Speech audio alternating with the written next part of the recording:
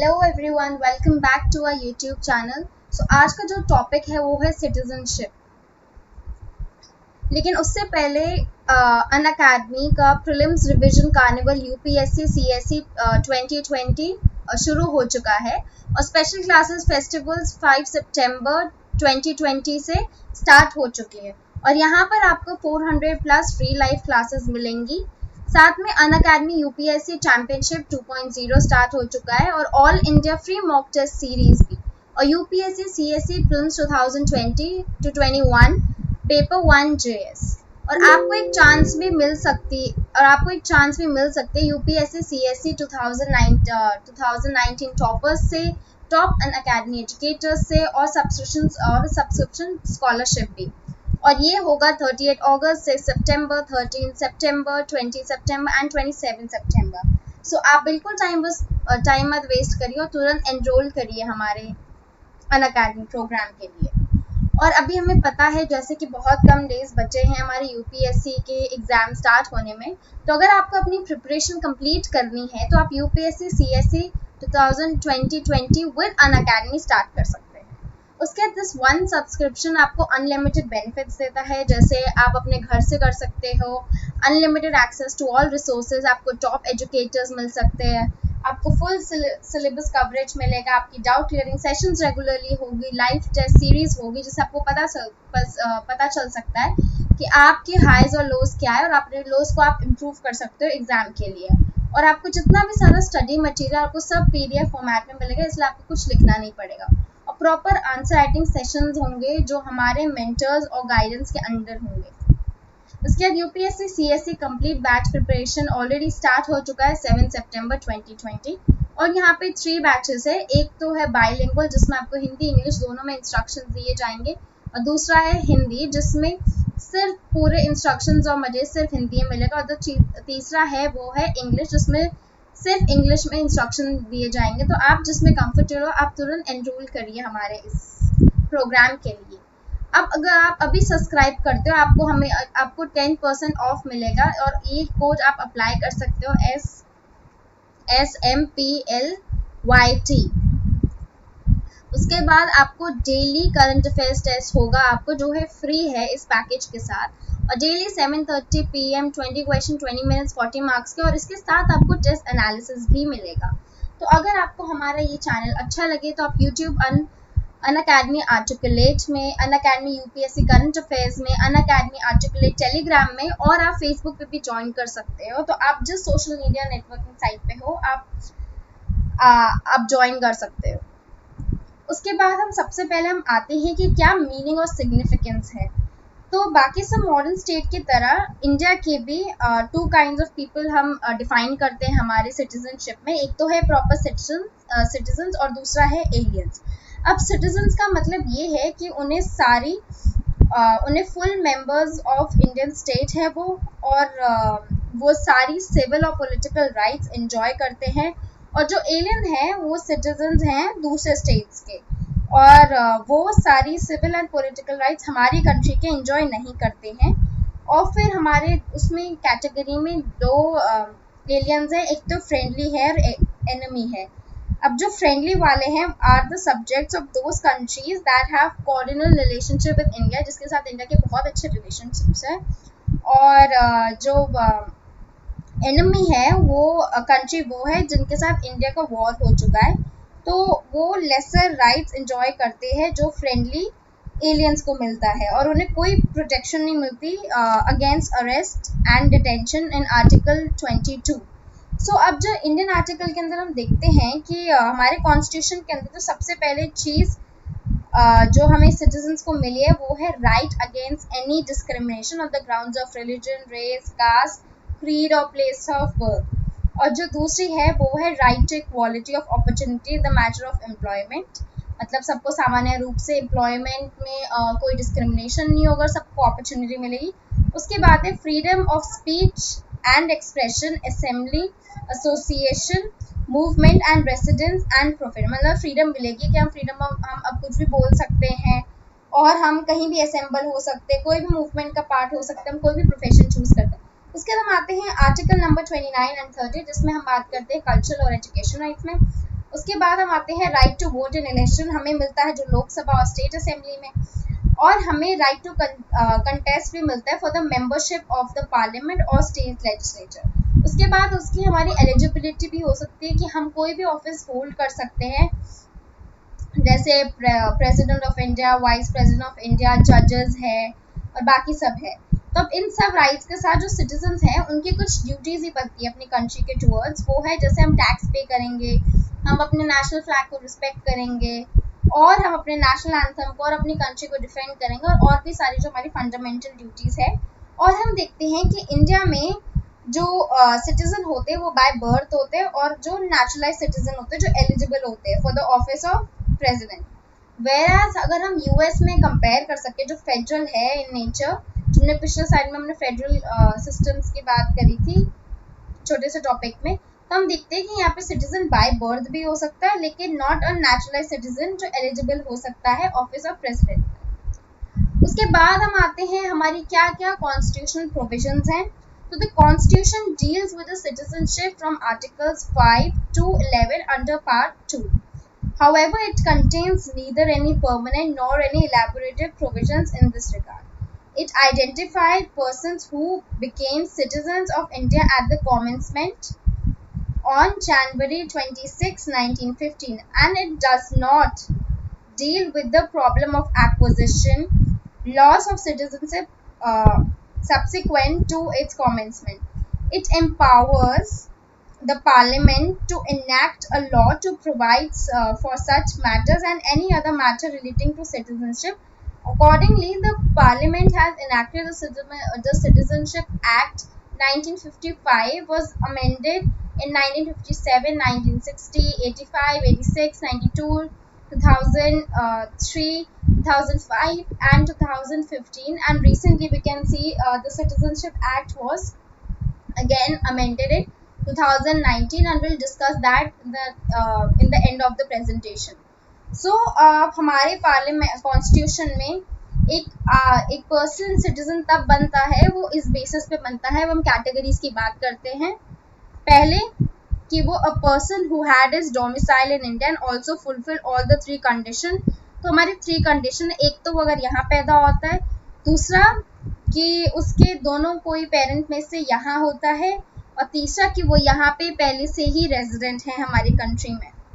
उसके बाद आते हैं हम जो सेकंड क्राइटेरिया की बात करते हैं कि वो अगर एक पर्सन जो माइग्रेट हो चुका है इंडिया से, माइग्रेटेड टू इंडिया, जो पाकिस्तान से माइग्रेट हुआ, वो भी एक सिटीजन बन सकता है अगर उसके दोनों कोई पेरेंट्स या ग्रैंड पेरेंट्स यहाँ पे अनडिवाइडेड इंडिया में बॉर्न हुए थे, और उनकी जो कंडीशंस हैं वो बाकी बताए गए हमारे आर्टिकल्स में।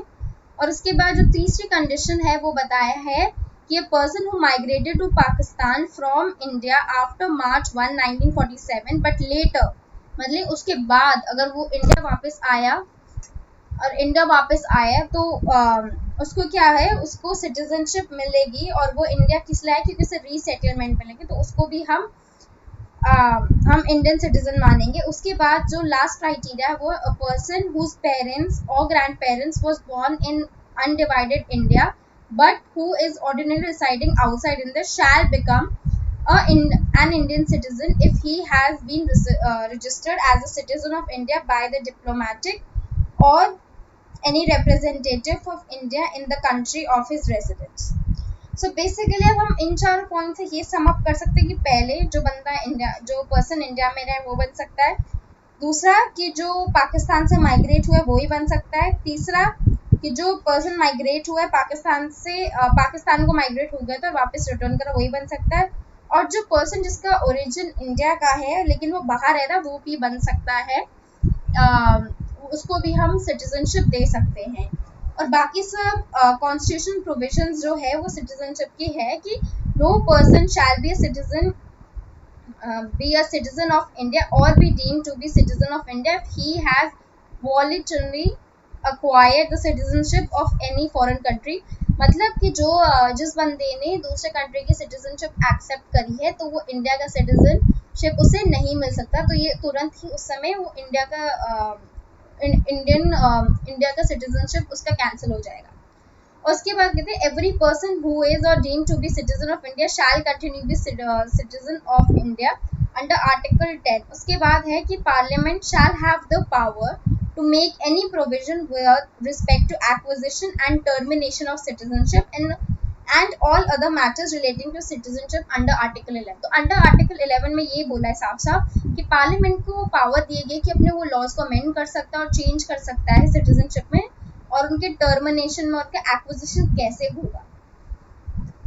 हम अगला आते हैं कि हमारा सिटीजनशिप एक्ट जो 1955 में था वो क्या है, बेसिकली बताता है कि हमारा एक्विजिशन हमें कैसे मिलेगा और कैसे हम अपने सिटीजन हो सकते हैं कॉन्स्टिट्यूशन में।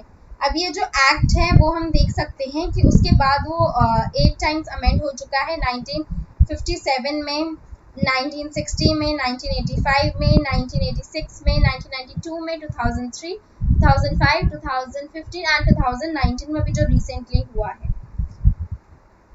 उसके बाद जो ओरिजिनल सिटीजनशिप एक्ट था वो also provided for the Commonwealth citizenship, but this provision was repealed by the citizenship amendment act of 2003। अब हम अपना अगले टॉपिक पे आते हैं कि एक्विजिशन ऑफ सिटीजनशिप हमें कैसे मिल सकती है। तो 5 तरीके, एक तो बर्थ है, डिसेंट है, रजिस्ट्रेशन है, नेचुरलाइजेशन है, इनकॉर्पोरेशन ऑफ टेरिटरी और स्पेशल प्रोविजंस भी हैं हमारी कंट्री के लिए। उसके बाद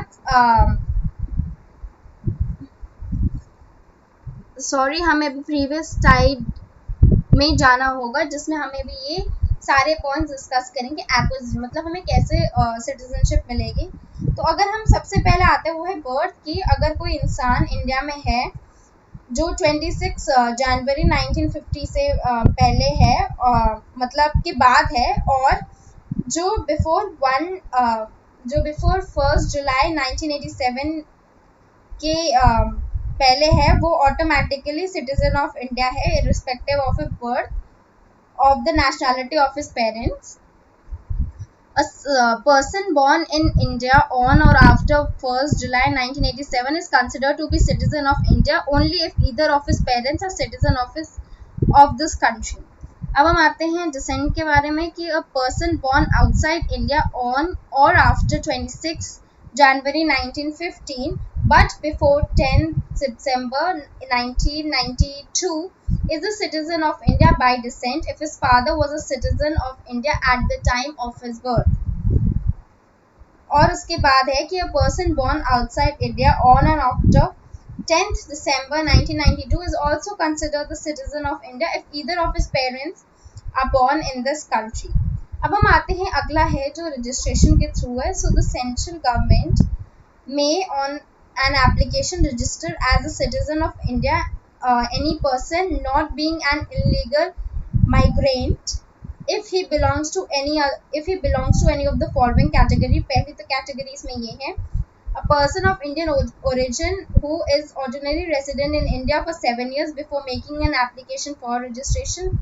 उसके बाद है person of Indian origin who is ordinary resident of any country or place outside undivided India। उसके बाद हम करते हैं कि अगर एक पर्सन की किसी भी इंडियन से शादी होती है, वो भी ऑटोमेटिकली उसके 7 साल बाद अगर वो इंडिया में रहते हैं 7 साल तक, उनको भी सिटीजनशिप मिल सकती है। और जो माइनर चिल्ड्रन होते हैं लोगों के, उनको भी ऑटोमेटिकली सिटीजनशिप मिलेगी। और अगला हम उसके बाद बताते हैं person of full age and capacities whose parents are registered as citizens of India, उनको भी सिटीजनशिप मिलेगी और रजिस्ट्रेशन के थ्रू। उसके बाद हम आते हैं बाय नेचुरलाइजेशन। तो the central government may on an application grant a certificate to naturalisation to any person not being an illegal migrant. अब हम आते हैं कि हम इनकॉर्पोरेशन ऑफ टेरिटरी कैसे बात करते हैं कि if any foreign territory becomes a part of India and the government of India specifies the person who among the people of the territory shall be the citizens of India, such persons become the citizen of India from the notified date. For example, when Pondicherry became a part of India, the government of India issued the Citizenship Pondicherry Order in 1962 under the Citizenship Act of 1955. उसके बाद हम आते हैं हमारे 6 point पे जो है special provisions दिए गए हैं दो कवर हुए हैं असम अकॉर्ड में। तो the citizenship amendment in 1985 added the following special provisions for citizenship of person covered by the Assam accord. इसमें पहला है कि all person of Indian origin who came to Assam before 1st Jan 1966 from Bangladesh or and who have been ordinary residents in Assam since the date of the entry into Assam shall be deemed to be the citizen of India as from the 1st January 1966. And the second criteria है कि every person of Indian origin who came to Assam on and after the 1st Jan 1966 but before the 25 March 1971 from Bangladesh and who has been ordinary resident in Assam. So since the date of his entry into Assam and who has been detected to be foreigner shall register himself. अब जब अगला topic पे आते हैं कि हमारा जो single citizenship है, अब हम आते हैं कि हमारा जो सिंगल सिटीजनशिप है उसमें हम ये बात कहते हैं, हमारे जो कॉन्स्टिट्यूशन मेंशन है कि वो फेडरल है, लेकिन हमारे यहाँ इवन दो हमारे यहाँ ड्यूअल पॉलिटी है जिसमें सेंटर और स्टेट अलग अलग है, बट फिर भी हमने क्या प्रोवाइड करा है, एक सिंगल सिटीजनशिप प्रोवाइड करा है, वो है इंडियन सिटीजनशिप। और जो सिटीजन्स ऑफ इंडिया में है उन्हें उनके स्टेट की कोई सेपरेट सिटीजनशिप नहीं है। अगर हम यूएस का एग्जाम्पल लेते हैं तो यूएस के एग्जाम्पल और स्विट्जरलैंड के एग्जाम्पल में उनने भी ये federal form of government adopt करा है, लेकिन उनके क्या है ड्यूअल सिटीजनशिप वाला क्राइटेरिया है वहाँ पे। और यूएसए में each person is not only citizen of USA but also of the state he belongs to. तो उसकी दोनों सेट ऑफ ड्यूटीज और राइट्स होती हैं साथ में जो नेशनल गवर्नमेंट और स्टेट गवर्नमेंट के थ्रू है। तो इस सिस्टम से काफ़ी सारी प्रॉब्लम क्रिएट होती है डिस्क्रिमिनेशन की, कि स्टेट में discriminate in favour of its own citizen in matters like the right to vote, right to hold public offices, right to practice professions and so on. So the problem must be avoided in the system of single citizenship is prevalent in India. तो ये सब चीज़ें ध्यान रखें, India में सिर्फ single citizenship है। अब यहाँ पे जितने भी सारे सिटीजन्स है respective of the state in which they are born और रिसाइड, सबको क्या होगा, इक्वल पॉलिटिकल और सिविल राइट्स मिलती हैं सिटीजनशिप में पूरी कंट्री में, कोई भी डिस्क्रिमिनेशन नहीं होता किसी के बीच में। उसके बाद जो हमारा कॉन्स्टिट्यूशन है, जो constitution the constitution of India like that of Canada has also introduced a single citizenship and provided uniform rights, except in few cases for the people of India to promote the feeling of fraternity, unity among them and to build the integrated nation state. अब हम देखते हैं despite this कि India has been witnessing the communal riots, class conflict, caste wars, linguistic clashes and ethnic disputes. Thus, the founders actually tried to cherish this goal and constitution to build a united and integrated Indian nation that has not been fully realized by a lot of people. So now let's come on to the overseas citizenship of India. So in September 2000, the government of India had set up a high-level committee on the Indian diaspora under the chairmanship of L.M. Singhvi. The mandate of this committee was basically to make a comprehensive study of the global Indian diaspora and to recommend the measures to build a reconstructive relationship between them.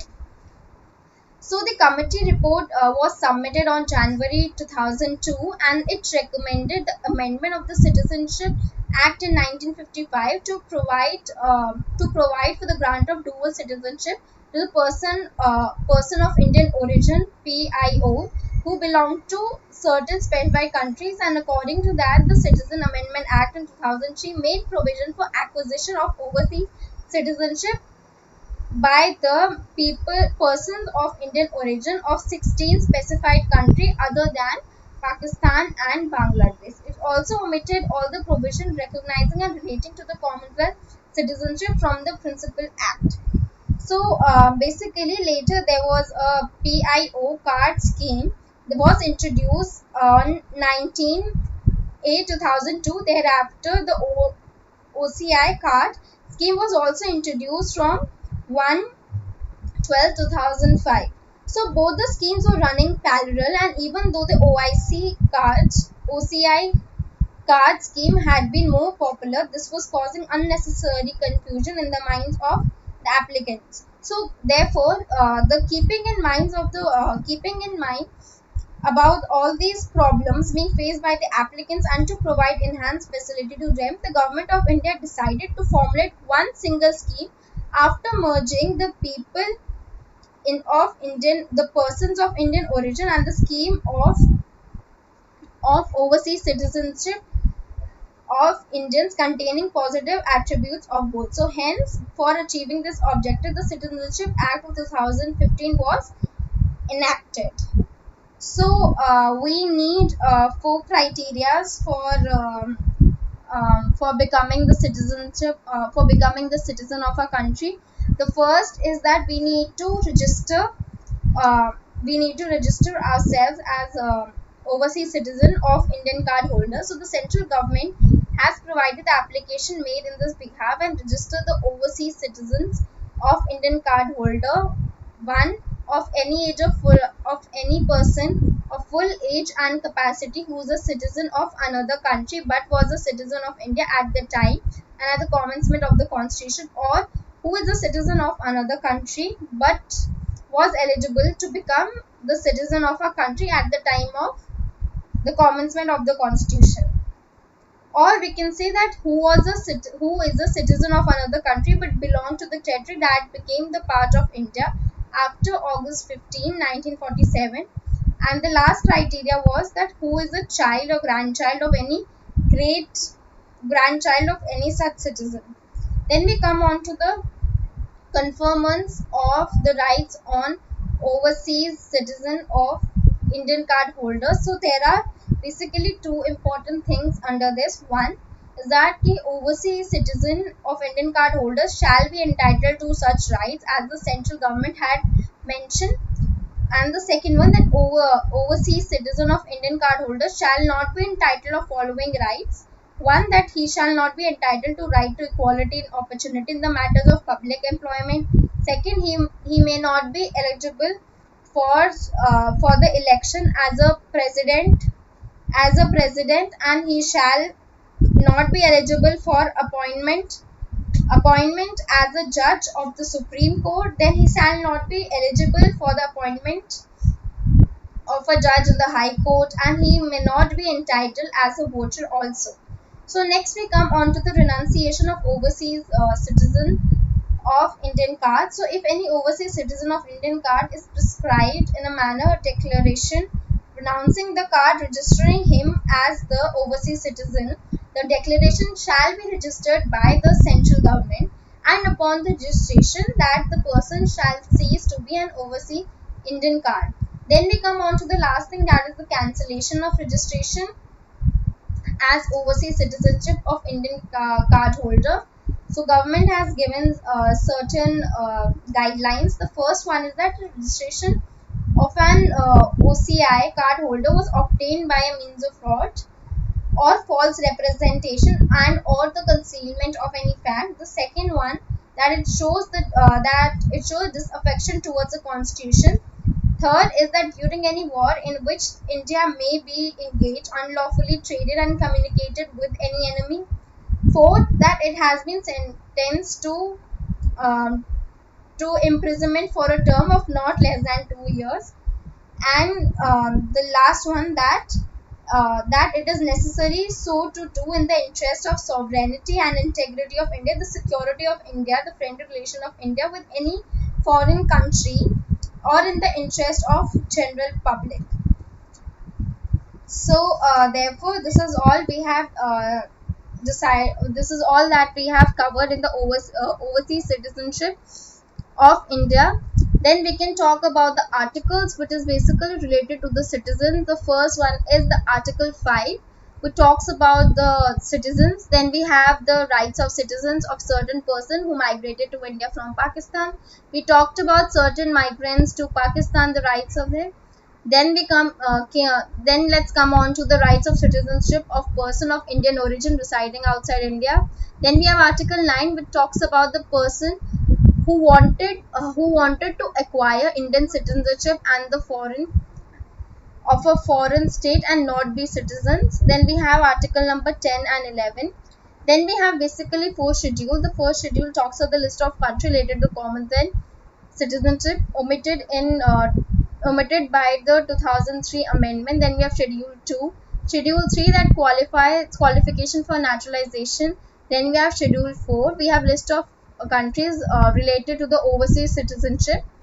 Then let's talk about the Citizenship Amendment Act that took place in 2019. That the first that act actually become easier, makes it easier for the non-Muslim immigrants from India's three Muslim majority neighbors like Pakistan, Bangladesh, and Afghanistan to actually become the citizens of India. And the fact that it actually entitles Hindu, Muslim, Buddhist, Jains, Parsi, and Sikh who are facing religion persecution in these three countries can also seek the Indian citizenship, and it actually highlights the inclusion of Muslims according to this act. Then the amendment of the Citizenship Act in 1955 basically requires the applicant to have resided in India for 11 years of previous to 14 years. And this amendment also relaxes the requirement for 11 to 6 years for basically Hindu, Sikhs, Buddhist, Jain, Parsis, and Christian from the three nations. Now, the Citizenship Amendment Act does not apply to tribal areas like Tripura, Mizoram, Assam, and Meghalaya because of them being included in the sixth schedule of the Constitution. And thank you so much. If you really like this video, then please like and subscribe. Thank you.